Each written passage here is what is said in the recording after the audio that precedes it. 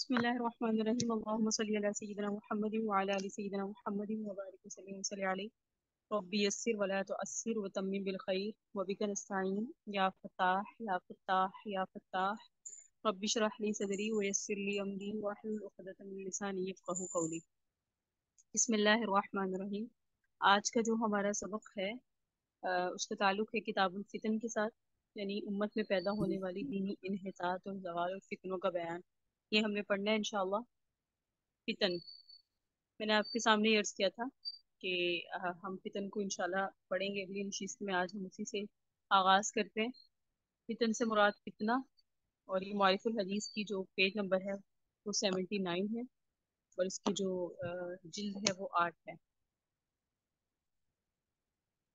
عن ابی سعید رضی اللہ تعالیٰ عنہ، حضرت ابو سعید خدری رضی اللہ تعالیٰ عنہ سے روایت ہے، قال فرماتے ہیں قال رسول اللہ صلی اللہ علیہ وآلہ وسلم، فرمایا اللہ کے رسول صلی اللہ علیہ وآلہ وسلم نے، لَتَتَّبِعُنَّ سُنَنَ مَنْ قَبْلَكُمْ شِبْرًا بِشِبْرٍ وَذِرَاعًا بِذِرَاعٍ۔ آقا نے فرمایا کہ تم امتوں کے طریقوں کی پیروی کرو گے، بالشت بالشت زراع زراع، یعنی تم پہلی امتوں کے قدم با قدم چلو گے، حتی یہاں تک کہ لو داخلو حجرا غبن، یہاں تک کہ اگر وہ گھسے ہوں گے گو کے بل میں بھی تو تبعتموہم، تم بھی ان کی پیروی کرو گے، یعنی تم بھی گو کے بل میں گھس جاؤ گے بغیر سوچے سمجھے بغیر۔ قیل یا رسول اللہ الیہود والنصارى، عرض کیا گیا اے اللہ کے رسول کیا یہود و نصارہ مراد ہیں جن کے طریقوں کی پیروی ہوگی؟ قال فمن، آقا نے فرمایا اور کون؟ یہ دیکھیں انداز تھوڑا سا نبی صلی اللہ علیہ وسلم کا انداز یہاں تھوڑا غصے والا ہے۔ آقا صلی اللہ علیہ وسلم فرمایا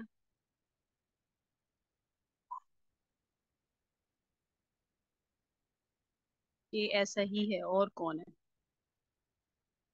تو مراد یہ ہے، اس مراد کو سمجھے، شبر کے معنی بالشت اور زراع کے معنی ہاتھ کی انگلیوں کے سرے سے لے کر کوہنی تک، جو ہاتھ کے سروں سے لے کر کوہنی تک کا حصہ ہے، مقدار ہے اس کو، جو ٹھیک 2 بالشت برابر ہوتی ہے۔ حدیث کے الفاظ ہے شبرن بشبرن و زراعن بزراعن، بالکل وہ ہیں جو اردو میں محاورہ ہوتا ہے نا، قدم با قدم ہونا۔ رسول اللہ کے ارشاد کا مطلب یہ یقیناً ایک وقت ایسا آئے گا کہ میری امت کے کچھ لوگ اگلی امتوں کے گمراہ لوگوں کی قدم با قدم پیروی کریں گے، جن گمراہیوں اور غلط کاریوں میں وہ مبتلا ہوئے تھے یہ بھی ان میں مبتلا ہوں گے، یہاں تک کہ اگر ان میں سے کسی سر پھرے پاگل نے گو کے بل میں گھسنے کی کوشش کی تو میری امت میں بھی ایسے پاگل ہوں گے جو یہ مجنونانہ حرکت کریں گے، جیسے آج کل ہم نے ہر چیز ان کی اپنائی ہوئی ہے۔ احمقانہ حرکتوں میں بھی ان کی پیروی اور نقالی کریں گے۔ وہ آدھا لباس پہنتی ہیں، ہماری خواتین نے پاکستان کی بھی، انہوں نے بھی اسی طرح کا لباس پہننا شروع کر دیا۔ جہالت ہے نا، یہ دراصل کامل پیروی اور نقالی کی ایک تعبیر اور تمثیل ہے۔ آگے حدیث میں ہے، حضور کا ارشاد سن کے کسی صحابی نے عرض کیا حضرت ہم سے پہلی امتوں سے کیا یہود و نصارہ مراد ہے؟ آپ نے فرمایا وہ نہیں تو اور کون؟ مطلب یہ کہ ہاں میری مراد یہود و نصارہ ہے، وہ گمراہ تم بھی گمراہ۔ جیسا کہ تمہیدی سطروں سے عرض کیا، یہ صرف پیشن گوئیاں نہیں بلکہ بڑے مؤثر انداز میں آگاہی ہے کہ مجھ پر ایمان لانے والے خبردار اور ہوشیار رہیں، اور یہود و نصارہ کی گمراہیوں اور غلط کاریوں سے اپنے آپ کو محفوظ رکھنے کی فکر سے کبھی غافل نہ ہو۔ عبداللہ ابن عمر، حضرت عبداللہ بن عمر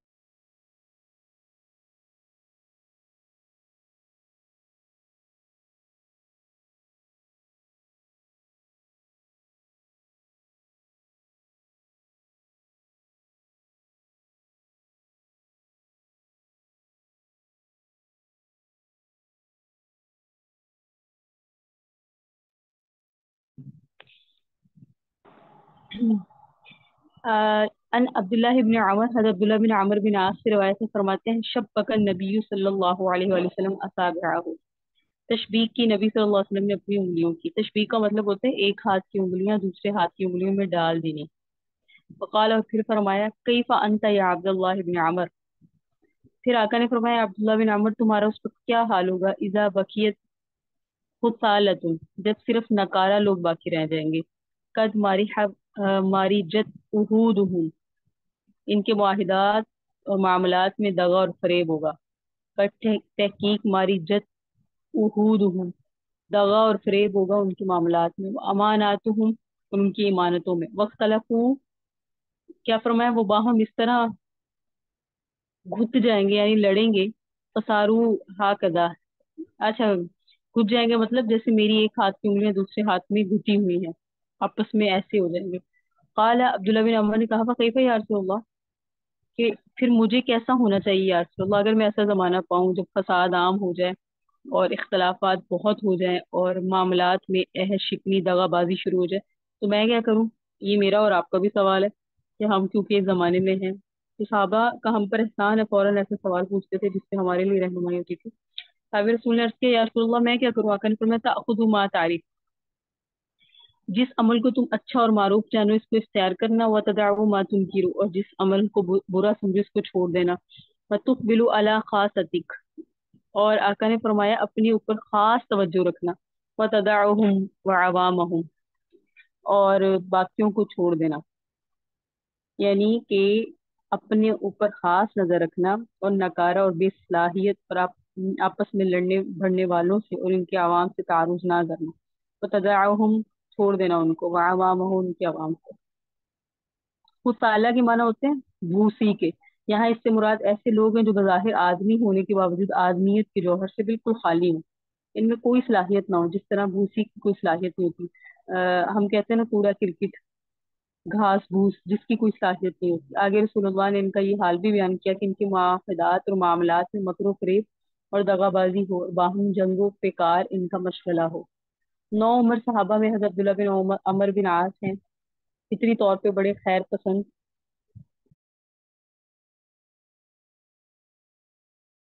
فطری طور پہ یہ بہت زیادہ خیر پسند اور پرہیزگار اور عبادت گزار تھے۔ رسول اللہ صلی اللہ علیہ وسلم نے ایک دن ان سے فرمایا جب کبھی ایسا وقت آ جائے کہ ایسے ہی ناکارہ اور بد کردار اور باہم لڑنے بھڑنے والے لوگ باقی رہ جائیں تو تمہارا رویہ اس وقت کیا ہوگا؟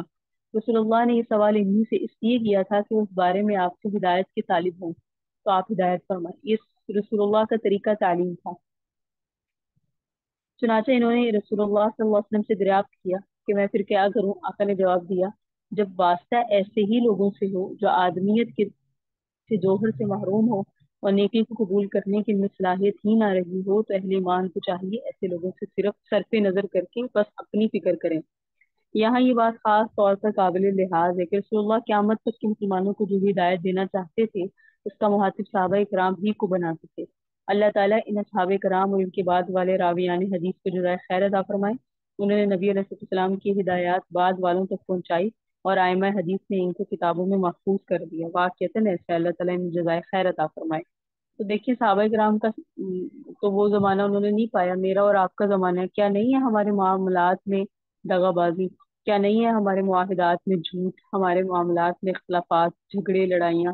تو اس وقت میں اپنے عمل کو محدود کریں، اپنے تک کریں، اپنی نشست و برخاست کو محدود کریں، روابط کم رکھیں، جو اچھا عمل ہے اس میں لگے رہیں، برے عمل کو چھوڑ دیں۔ ان ابی سعید رضی اللہ تعالیٰ عنہ، یہ روایت بھی حضرت ابو سعید خدری سے فرماتے ہیں، فرمایا رسول اللہ صلی اللہ علیہ وسلم نے یوشی کو قریب ہے ان یکون کہ ہو خیر مال المسلم، مسلم کا بہترین مال غنم بکریاں، یعنی بہترین کاروبار بکریوں کا ہوگا۔ یہ طبیع بما شعف الجبال، جن کو لے کر وہ پہاڑوں کی چوٹیوں میں جائے گا، وہ مواقع القدر، اور بارش والی وادیوں میں، یا پھر وہ بدین ہی من الفتن، اور اپنے دین کو فتنوں سے بچانے کے لیے بھاگ جائے گا، یعنی وہ خلوت نشین ہو جائے گا اور اپنے آپ کو فتنوں سے بچانے کے لیے علیحدہ ہو جائے گا۔ یہ بڑی خوبصورت بات ہے جو نبی صلی اللہ علیہ وسلم نے ارشاد فرمائی، اور یہ بھی ہے کہ یا تو ہم فتنوں کا مقابلہ کریں یا جو ہے وہ الگ الگ تھلگ ہو جائیں، فتنوں کا مقابلہ دور حاضر میں مشکل ہے۔ قرآن کریم میں قیامت کو قریب ہی بتایا گیا، اقتربت الساعۃ وانشق القمر، رسول اللہ بھی قیامت اور اس سے پہلے ظاہر ہونے والے فتنوں کا اس طرح ذکر فرماتے تھے جیسے یہ سب کچھ ان قریب ہی ہونے والا ہے۔ اول تو اس لیے کہ جو چیز آنے والی ہے اس کا آنا یقینی ہے، اس کو قریب ہی سمجھنا چاہیے۔ دوسرا اس میں یہ بھی حکمت تھی کہ کوئی شخص اس کو بہت دور سمجھ کر مطمئن نہ ہو بیٹھے، اس لیے اور اس کے لیے جو کچھ کرنا چاہیے اس میں سستی نہ کرے۔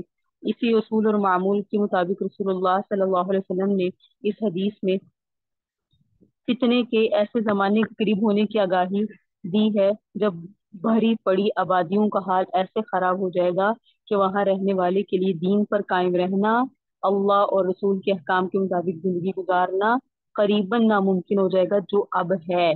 آپ نے فرمایا ایسے وقت میں وہ بندہ مومن بڑی خیریت میں ہوگا جس کے پاس چند بکریوں کا غلہ ہوگا۔ یہ کیوں فرمایا خیریت میں؟ کیونکہ وہ محدود ہوگا، اس کی جو ذریعہ معاش وہ بھی محدود، اس کے تعلقات اور روابط بھی محدود، اور ان کو لے کر پہاڑیوں کی چوٹیوں یا ایسی وادیوں میں چلا جائے گا جہاں بارشیں ہوتی ہیں۔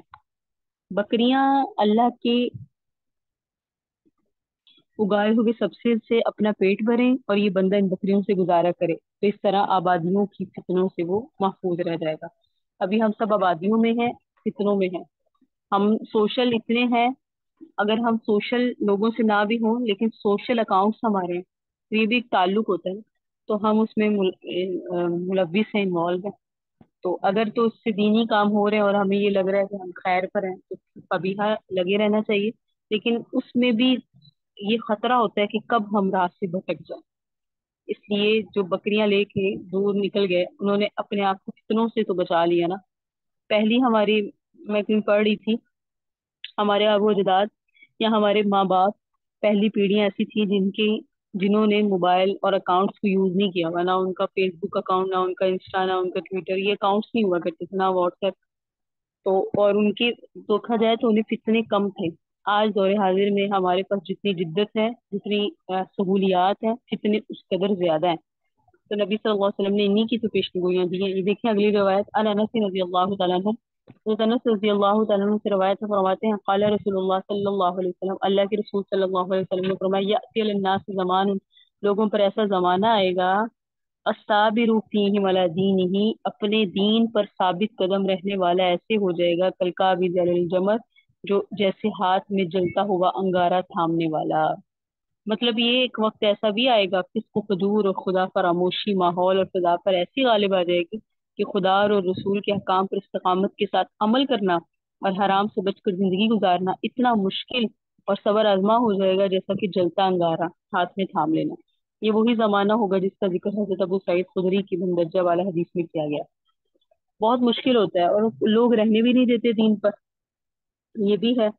معاشرہ ہم سے تقاضا کرتا ہے کہ ہم جدت ہمارے اندر نظر ہے، معاشرہ تقاضا کرے گا، اور دین پہ چلنے والے کو بڑا سمجھا جائے گا یہ تو بڑا ناکام ہے اپنی زندگی میں، اصل میں وہی کامیاب ہوگا۔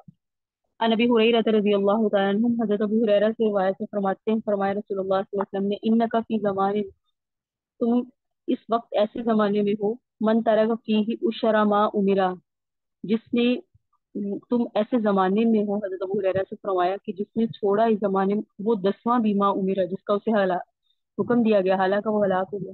یعنی حضور اور صحابہ کا زمانہ، حضور نے فرمایا صحابہ کو تم ایسے زمانے میں ہو کہ جو احکام الہی آتے ہیں اس کے 9% پر عمل کر لو، 10واں حصہ چھوڑ دو تو تم لوگ ہلاک ہو۔ لیکن ثم یاتی زمان، پھر ایسا زمانہ آئے گا من عمل فیہ بعشر، اس زمانے میں 10% پر بھی عمل کرنے والا جو ہے ما امرا، جس کا اسے حکم دیا جائے گا، نجا، وہ نجات کا مستحق ہوگا، کیونکہ مشکل ہوگا عمل کرنا۔ صحابہ کے زمانے میں عمل آسان تھا، وحی کو براہ راست دیکھا کرتے تھے، ایمان کا لیول بہت تھا۔ اس زمانے میں ماحول اتنا اثر انداز ہو چکا ہے کہ 10% پر بھی عمل۔ حضور کے مبارک زمانہ میں آپ کی صحبت، براہ راست تعلیم و تربیت اور معجزات و خوارق کے مشاہدہ کے نتیجے میں ایسا ماحول بن گیا تھا کہ احکام الہی ذوق و شوق سے تعمیل کرنا نہ صرف آسان بلکہ مرغوب اور محبوب بن گیا تھا۔ اللہ اور رسول کے اطاعت و فرمانبرداری طبیعت ثانیہ بن گئی تھی۔ اس ماحول اور سامانی فضا میں جو شخص احکام الہی کی پیروی میں تھوڑی بھی کوتاہی کرے، اس کے بارے میں حضور نے فرمایا وہ قصوروار اور قابل مواخذہ ہے۔ اسی کے ساتھ آپ نے فرمایا ایک ایسا وقت بھی آئے گا جب ماحول دین کے لیے سخت سازگار ہوگا، ٹھیک ہے، جیسے کہ حضرت انس کی حدیث میں دین پر چلنا ایسا صبر ازما ہوگا جیسے ہاتھ سے انگارہ تھام لینا۔ ایسے زمانے کے بارے میں آقا نے فرمایا اس وقت میں اللہ کے جو بندے دین کے تقاضوں اور شریعت کے احکام پر تھوڑا بھی عمل کریں گے ان کی نجات ہو جائے گی۔ آج اس کا خیال ہے، مولانا منظور احمد نعمانی فرماتے ہیں اس حدیث میں شرک کے لفظ متعین طور پہ 10واں، یعنی 10ویں میں 1% مراد نہیں بلکہ کثیر کے مقابلے میں قلیل مراد۔ حضور کے ارشاد کا مدعی وہی ہے جو عاجز نے ان سطروں میں عرض کیا، یہ مراد نہیں 1% پہ ہی بس عمل کر رہا ہے۔ دولت، تعیش اور حب دنیا کا بھی فتنہ جس میں ہم سب بہت زیادہ ملوث ہیں۔ محمد بن کعب القرظی، حضرت محمد بن کعب قرظی سے روایت فرماتے ہیں مجھے بیان کیا من سمع علی بن ابی طالب، ایسے صاحب نے جس نے حضرت علی بن ابی طالب سے سنا۔ واقعہ یہ ہے کہ فرماتے ہیں انا لجلوس مع رسول اللہ صلی اللہ علیہ وسلم، ایک دن ہم رسول اللہ صلی اللہ علیہ وسلم کے ساتھ بیٹھے تھے فی المسجد، مسجد میں، فطلع علینا مصعب بن عمیر، تو اتنے میں ہمارے پاس مصعب بن عمیر رضی اللہ تعالیٰ عنہ آئے، ما علیہ، ان پر نہیں تھی کوئی چیز، الا بردۃ له مرفوعۃ بفرو، مگر ان پر ایک چادر تھی صرف، وہ بھی وہ چادر بھی ایسی جس میں کھال کے ٹکڑوں کی پیوند لگے ہوئے تھے۔ فلما رآہ رسول اللہ، جب حضرت نے دیکھا مصعب بن عمیر کو، حضور اکرم صلی اللہ علیہ وسلم نے، کہ مصعب بن عمیر کی حالت بہت زیادہ امیر تھے، اسلام لانے کے بعد گھر والوں نے علیحدہ کر دی، اس حالت میں آگے، جب حضور نے ان کو دیکھا بقال رونے لگے، الذی کان فیہ من النعمہ، ان نعمتوں کو یاد کر کے جن نعمتوں میں یہ تھے، والذی هو فیہ اليوم، اور آج کے دن جس حالت میں ہیں۔ ثم قال رسول اللہ، پھر آقا نے فرمایا کیف بکم اذا غدا احدکم فی الحلہ، اس کے بعد رسول اللہ نے صحابہ کو مخاطب کر کے فرمایا اس وقت تمہاری کیا کیفیت ہوگی، کہ جب کیا ہوگا، تم میں سے لوگ صبح کو ایک جوڑا پہن کر نکلیں گے اور شام کو دوسرا جوڑا پہن کر، اذا غدا احدکم فی حلہ، جب تم میں صبح میں ایک جوڑا ہوگا، وراح فی حلہ، اور شام میں دوسرا جوڑا، ووضعت بین یدیہ الصحفہ، اور ان کے آگے پیالہ رکھا جائے گا، ورفعت اخری، تو دوسرا اٹھایا جائے گا، وسترتم بیوتکم، اور تم اپنے مکانوں کی اس طرح لباس پہناؤ گے، کما تستر الکعبہ، جیسے کعبۃ اللہ پر غلاف ڈالا جائے گا۔ یہ زمانہ آئے گا، ایسا نہیں ہوتا، ایسا ہی ہوتا ہے، حضور نے یہ پیشنگوئی دی کہ ایسا زمانہ بھی آئے گا کہ ایک جوڑا پہن کر دوسرا، ایک صبح دوسرا شام، اللہ معاف فرمائے۔ پھر فرمایا فقالوا یا رسول اللہ نحن یومئذ خیر منا اليوم، صحابہ نے کہا یا رسول اللہ ہمارا حال اس وقت آج کے مقابلے میں بہت اچھا ہوگا، اگر اتنا اچھا زمانہ آئے گا، جب ہم صبح کا اور جوڑا شام کا، اور ایک پیالہ اٹھایا جائے گا دوسرا رکھا جائے گا، ایسے ہی ہوتا ہے، ناشتہ کر کے پھر ہمیں پرواہ ہوتی ہے اب کھانا بنانا ہے، کھانا بنانے کے بعد پرواہ ہوتی ہے اب شام کا کھانا چڑھانا ہے، ایسا ہی ہے۔ تو فرمایا ہم تو اس دن بہتر ہوں گے نا، آقا نے فرمایا، کیونکہ انہوں نے کہا نتفرغ للعبادہ، یعنی جب ہمارے پاس اتنی بات معاملات ہوں گے تو ہم اپنے آپ کو صرف عبادت کے لیے خاص کر لیں گے، فنقفل معونہ، اور فرصت ہمیں حاصل ہوگی۔ قال لا انتم اليوم خیر منکم یومئذ، آ کر فرمایا نہیں نہیں، تم آج اس دن کے مقابلے میں بہت اچھے ہو۔ حدیث کے راوی حضرت محمد بن کعب قرظی تابعی ہیں، جو علم قرآن اور اصطلاح و تقوی کے لحاظ سے اپنے طبقہ میں ممتاز تھے۔ انہوں نے راوی کا نام ذکر نہیں کیا جنہوں نے حضرت علی سے سنا، لیکن ان کا اس روایت کو بیان کرنے اس بات کی دلیل ہے وہ راوی ثقہ ہیں۔ بہرحال حضرت مصعب بن عمیر کی صحابہ کرام میں خاص شان اور تاریخ تھی، وہ بڑے ناز پرورد ایک رئیس زادے تھے، ان کا گھرانہ مکہ کا بہت بڑا دولت مند گھرانہ تھا، اور یہ اپنے گھر کے بڑے لاڈلے اور چہیتے تھے۔ اسلام قبول کرنے سے پہلے ان کی زندگی امیرانہ اور عیش و تنعم کی زندگی تھی، پھر اسلام لانے کے بعد زندگی کا رخ بالکل بدل گیا، اور وہ حال ہو گیا جو اس حدیث میں ذکر کیا کہ ایک پھٹی پرانی چادر ہی جسم پر تھی، جس میں جا بجا چمڑے کے ٹکڑوں کے بھی پیوند تھے۔ ان کو اس حالت اور حیت میں دیکھ کر رسول اللہ کی آنکھوں کے سامنے ان کی عیش و تنعم والی امیرانہ زندگی کا نقشہ آ گیا، اور آپ کو رونا آ گیا۔ اس کے بعد رسول اللہ صلی اللہ علیہ وسلم صحابہ کرام کو ایک اہم حقیقت سے آگاہ کرنے کے لیے ان سے فرمایا ایک وقت آئے گا جب تمہارے پاس یعنی میری امت کے پاس عیش و تنعم کے سامان کی فراوانی ہوگی، ایک آدمی صبح کو ایک جوڑا پہن کے نکلے گا اور شام کو دوسرا جوڑا، ایک وقت اس طرح دسترخوان پر انواع و اقسام کے کھانے ہوا کریں گے، بتاؤ تمہارا کیا خیال ہے، وہ وقت تمہارے لیے کیسا ہوگا؟ کچھ لوگوں نے عرض کیا حضور وہ وقت اور وہ دن تو بہت ہی اچھا ہوگا، ہمیں فراغت اور فرصت ہی فرصت ہوگی، تو صلی اللہ کی عبادت کیا کریں گے؟ آپ علیہ السلام نے فرمایا تمہارا یہ خیال صحیح نہیں ہے، آج تم جس حال میں ہو یہ آئندہ آنے والے عائشہ تنعم کے حال سے بہت بہتر۔ واقعہ یہ ہے جس وقت حضور نے یہ حقیقت بیان فرمائی اس وقت تو ایمان بالغیب بھی کے طور پر اس پر یقین کیا جا سکتا تھا، لیکن پہلے بنو امیہ اور بنو عباس کے دور حکومت میں اور بعد کی اکثر دوسری مسلم حکومتوں کے دور میں بھی، اور آج کی مسلم حکومتوں میں جن کو اللہ نے عیش و تنعم کا سامان انتہائی فراوانی سے دے رکھا ہے، یہ حقیقت آنکھوں سے دیکھ لی گئی ہے اور دیکھی جا رہی ہے۔ بلا شبہ یہ اور اس طرح کی تمام پیشنگوئیاں حضور کے معجزات اور آپ کی نبوت کے دلائل میں ہیں۔ ہم تو حکومت والوں کی بات کیا ہے، ہم اپنی ذاتی طور پہ اپنا محاسبہ کریں تو ہم بھی اس حالات میں ہیں، ہم بڑی عیش و تنعم والی زندگی گزارتے ہیں، جب دل کیا کچھ ہماری فریج میں رکھا ہوتا ہے ہم نے کھا لیا، جو دل کیا جیسا دل کیا ہم نے پہن لیا، ہمیں ہر چیز میں چیزیں سیٹ چاہیے، ہم اپنے کپڑے بھی پہنتے ہیں تو ہم اسے ایسے پریس کر کے، اور ہمارا ہوتا ہے کہ ہم بڑا سیٹ کر کے پہنے. قبر کی زندگی بڑی علیحدہ ہے. تو حضور کی زندگی جو ہے اس میں بڑی سادگی تھی. لیکن اس سے ہٹ کے اب دور حاضر میں دیکھیں تو آقا نے یہ قیامت کے قریب جو حالات ہوں گے اس کی خبریں نہیں. تو آپ اس کا خود بخوبی اندازہ کر سکتے ہیں کہ ابھی کا جو دور ہے اس میں یہ ساری چیزیں بالکل پائی جا رہی ہیں.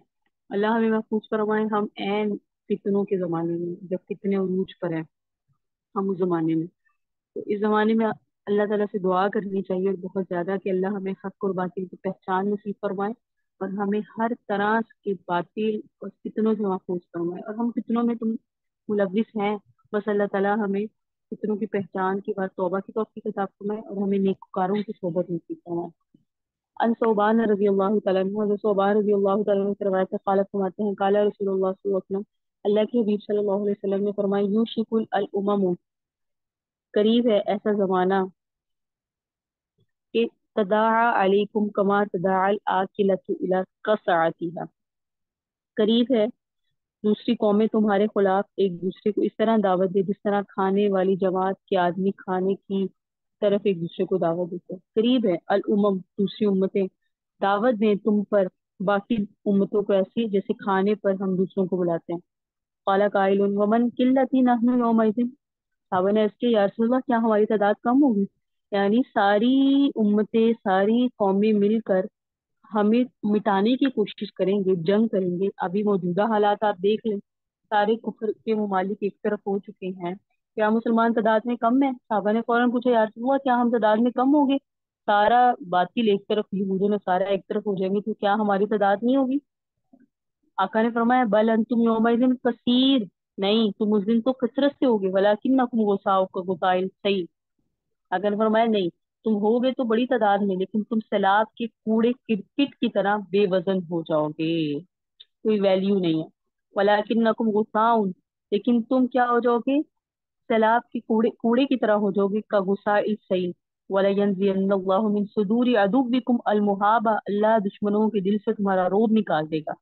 وَيَقْذِفَنَّ فِي قُلُوبِكُمُ الْوَهْنَ، اور تمہارے دل میں وہن ڈال دے گا. وہن کا مطلب ہوتا ہے بزدلی. اس کے صحابہ نے عرض کیا قال قال یا رسول اللہ وما الوہن، صحابہ نے عرض کیا یا رسول اللہ وہن کیا؟ کرنے فرمایا حب الدنیا و کراہیت الموت، دنیا کی محبت بے انتہا ہوگی اور موت سے کراہت ہوگی.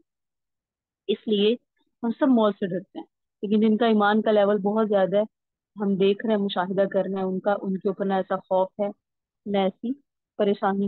لیکن ہمارے اندر اب کیا ہے؟ کثرت ہے، روب نہیں ہے. مسلمانوں کا کوئی خوف نہیں ہے لوگوں کے دلوں میں، باطل کے دلوں میں، بلکہ ہمارے دماغوں میں باطل کا خوف زیادہ ہے. حضرت صوبان کوئی اس روایت میں حضور کا جو ارشاد نقل ہوا ہے جس وقت آپ نے وہ فرمایا ہوگا اس وقت، بلکہ اس کی کئی صدی بعد تک کے بھی حالات ایسے رہے کہ وہ ظاہر دور دور تک اس کا امکان بھی نظر نہیں آنا تھا. یہ صحابہ کے ساتھ تو ایسا نہیں ہونا تھا. کبھی آپ کی امت کا ایسا حال بھی ہوگا اور وہ دشمن قوموں کے مقابلے میں ایسی کمزور بے جان ہو جائیں گی اور ان کے لیے نرم نوالا بن جائیں گی. لیکن آپ نے جو فرمایا تھا وہ واقع ہو کر رہا اور بار بار وقوع میں آیا، اور آج بھی اس کے مظاہرے آنکھوں کے سامنے ہیں. اور اس انقلاب حال اور انحطاط زوال کا بنیادی سبب جیسا کہ آقا نے ارشاد فرمایا یہی ہے کہ دنیا اور یہاں کی زندگی سے ہم کو عشق ہو گیا اور موت ہمارے لیے کڑوا گھوٹ بن گیا. بلا شمار ہماری اس حالت نے ہم کو دشمنوں کے لیے نر ترنے والا بنا دیا. حضور کا یہ ارشاد بھی صرف پیشن گوئی نہیں ہے بلکہ امت کو آگاہی ہے کہ وہن یعنی حب دنیا اور کراہیت موت کی بیماری سے قلوب کی حفاظت کی جائے، دل میں دنیا کو نہ بسایا جائے اور موت سے ڈرا نہ جائے، موت کی تمنا کی جائے، کیونکہ الموت الموت تحفۃ المومن، موت مومن کے لیے تحفہ ہوتی ہے. عن ابی ہریرہ رضی اللہ تعالیٰ عنہ، حضرت ابو ہریرہ سے روایت فرماتے ہیں رسول اللہ صلی اللہ علیہ وسلم نے فرمایا اذا کان امراءکم، اس کو بھی حدیث کو غور سے سنائیے گا، جب تمہارے حکمران خیارکم نیک لوگ ہوں، واغنیاءکم تمہارے مالدار، سمحاءکم سخاوت والے ہوں، وامورکم تمہارے معاملات شورا بینکم مشورے سے ہوں، فظہر الارض خیر لکم تو زمین کے اوپر رہنا تمہارے لیے بہتر ہے، من بطنہا اندر رہنے سے، یعنی تمہارا جینا بہتر ہے مرنے سے. لیکن اذا کان امراءکم شرارکم، جب تمہارے امراء حکمران بدترین ہوں، واغنیاءکم بخلاءکم تمہارے مالدار بخل بخیل ہوں، مال کو سین سین کے رکھتے ہو، व उमूरुकुम इला निसाइकुम, अल्लाह, तुम्हारे मामलात औरतों के पास चले जाएं, घर की सरबराह औरतें हो जाएं। फबतनुल अर्द, तो जमीन के अंदर चले जाना, खैरुल लकुम मिन ज़हरिहा, तुम्हारे लिए जमीन के ऊपर रहने से बेहतर है। हुजूर सल्लल्लाहु अलैहि वसल्लम पर मुनकशिफ किया गया कि उम्मत का हाल एक जमाने तक ये रहेगा कि उनके हुक्मरान और उम्माल हुकूमत नेक और अच्छे लोग होंगे, और इन नेक के दौलतमंदों में समाहत की सिफत होगी, यानी वो अल्लाह की अता की हुई दौलत को इखलास और खुशदिली से अच्छे मसारिफ में सर्व करेंगे। इनके मामलात खास कर हुकूमती और इज्तिमाई मामलात बाहमी मशरत होंगे। ये तीन खालिसें इस बात की अलामत है कि उम्मत का इज्तिमाई हाल और मिजाज अल्लाह और उसके रसूल के अहकाम और मर्जियात के मुताबिक है। हजूर ने फरमाया, उम्मत के लिए जमाना खैरियत का होगा, और इस दौर के ये अहले ईमान इसके मुस्तहिक होंगे कि इस दुनिया में और इस जमीन की पुष्ट पर रहें, और खैर उम्मत होने की हैसियत से दुनिया की हिदायत और क़यादत की जिम्मेदारी संभालें।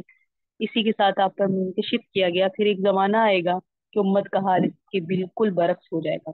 हुकूमत की बाग और सारा हुकूमती निज़ाम बदतरीन लोगों के हाथों में आ जाएगा। मुसलमानों में दौलतमंद लोग समाहत और सखावत के बजाय दौलत के पुजारी हो जाएंगे। अहम मामला बजाय इसके कि अहले राय के बाहमी मशवरे से तय किए जाएं, घर वालों की ख्वाहिशात और इनकी राय के मुताबिक तय किए जाएंगे। रसूलुल्लाह ने शुरूर साथ के ज़माने के बारे में फरमाया, इस वक्त ये बिगड़ी हुई उम्मत जमीन के ऊपर चलने और रहने बसने से ज्यादा इसकी मुस्तहिक होगी कि खत्म होकर जमीन के पेट में चली जाए और इसमें दफन किया जाए। बार बार अर्ज किया गया, ये हदीस भी है सिर्फ आपकी पेशनगोइयां नहीं है, बल्कि इसमें उम्मत की बड़ी सख्त आगाही है। इसका पैगाम ये है, मेरी उम्मत को अल्लाह ताला की इस जमीन पर रहने और चलने फिरने का हक उस वक्त तक है जब इसमें खैर उम्मत वाली ईमानी सिफात है, लेकिन जब वो इन सिफात से महरूम हो जाए तो इनकी जिंदगियों में शर व फसाद गालिब आ जाए तो इसकी मुस्तहिक होंगी खत्म होकर जमीन में दफन हो जाए। और आज यही हाल है। अल्लाह ताला हमें महफूज फरमाए। हम बदतरीन जमाने में जी रहे हैं, बदतरीन माहौल, क्योंकि हम बदतरीन हो गए। अगर हम खैर उम्मत रहें, हम औसाफ वो वाले अपनाएं जिस औसाफ की वजह से ये उम्मत बेहतरीन उम्मत करार दी गई, तो फिर इसके नतीजे में हमारा जीना बेहतर है। लेकिन हम जिस हाल में हैं, ये हमारे औसाफ बदतरीन हो गए। इस जमाने में हुजूर ने, मैं नहीं कह रही, हुजूर कह रहे हैं, हुजूर फरमा रहे हैं, तुम्हारी जिंदगी से ज्यादा तुम्हारा मर जाना बेहतर है। क्यों? क्योंकि जितना जिंदा रहेंगे मजीद गुनाह करेंगे, मजीद अल्लाह की नाफरमानी वाले काम करेंगे, अल्लाह को नाराज करेंगे, गुनाहों में इजाफा होता रहेगा। तो गुनाहों में इजाफा करने से बेहतर है दुनिया से चले जाए। इसलिए अपनी दुआओं में ये दुआ मांगनी चाहिए कि अल्लाह हमें खैर पर जिंदा रख, हमसे खैर की काम ले, ताकि हमारी जिंदगी बेहतर हो हमारी मौत से। क्योंकि फिर जब मौत आती है तो वो खुशखबरी लाती है। अगर हमने अपनी जिंदगी नाफरमानी वाले कामों पे गुजारी होगी तो वो जो मौत होगी फिर वो बुरी बुरी लगेगी। हमें मौत से क्यों डर लगता है? क्योंकि हमने जिंदगी अल्लाह और उसके रसूल के अहकाम के मुताबिक नहीं गुजारी।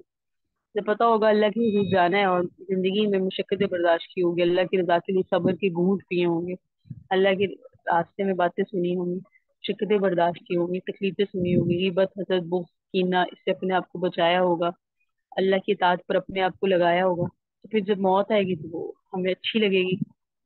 इसलिए फिर मौत से डर नहीं लगेगा। हुब्बे जहाँ नहीं होगी, हुब्बे माल नहीं होगा, हुब्बे दुनिया नहीं होगी। अभी जो हमें मौत से कराहत आती है या मौत हमें से डर लगता है, उसकी वजह ये है कि हमें पता है हमने काम किया है, अल्लाह के पास जाके उन कामों का जवाब देना है। तो ये जो कितने हैं, इसमें मिनो अन, हुजूर ने जो बात बताई मिनो अन वैसी हो रही है, इसमें कोई भी जरा बराबर की फर्क या तब्दीली नहीं है। हुजूर के जो शदात हैं वो बिल्कुल भी आई नहीं पूरे हो रहे हैं।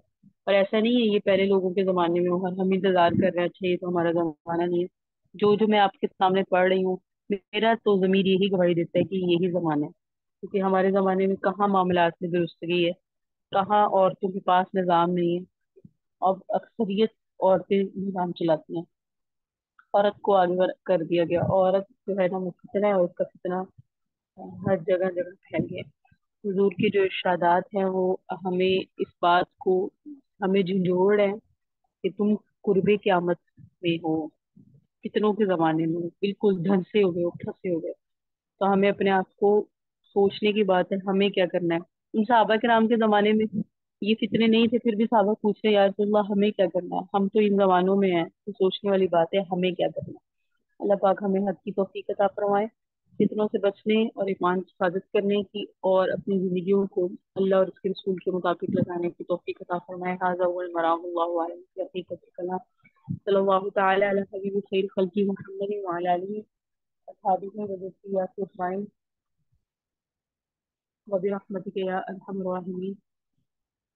اللهم صل على سيدنا محمد وعلى آل سيدنا محمد وبارك وسلم عليه۔